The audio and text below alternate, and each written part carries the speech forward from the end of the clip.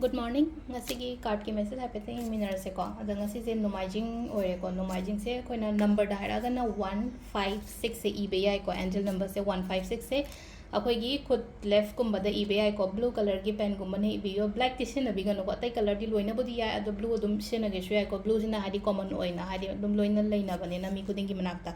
blue EBI ado color da na hadi pink or maroon gum basin bi bai ko ado aham bada akoi gi card ki message yengase aduga timing of habase ko Let's go card number 1, 2, 3 ko. Sidagi ama choose to birase.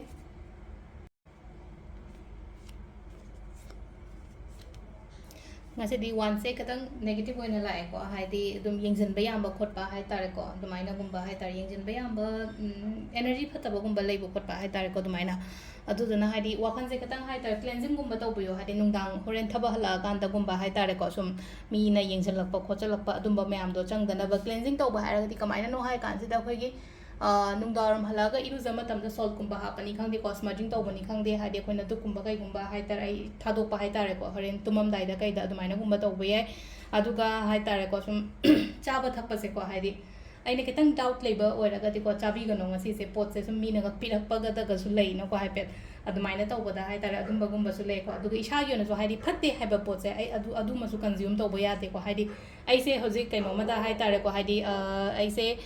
sugar patient ne hai ra se ta as ke do we ge kai na kitang hai tare ko hai di gula ama kari ma ga chasan ba hai tare phatte hai ba pot se aina yari ngai avoid kumba tawbi ba hai tare ko first ta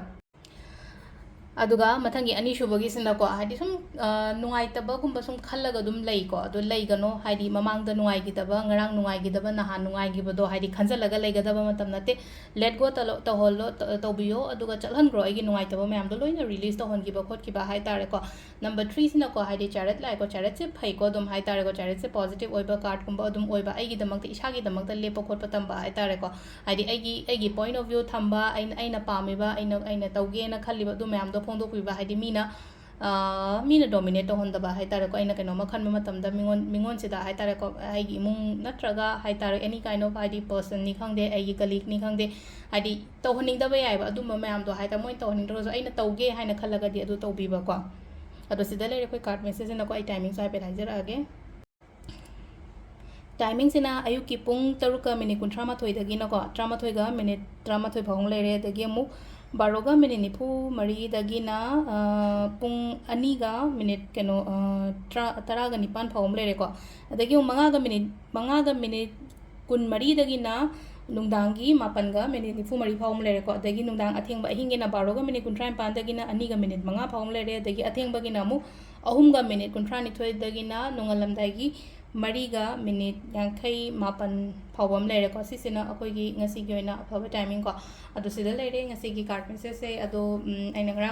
ekadashi gi kai gi video gumba post togi bado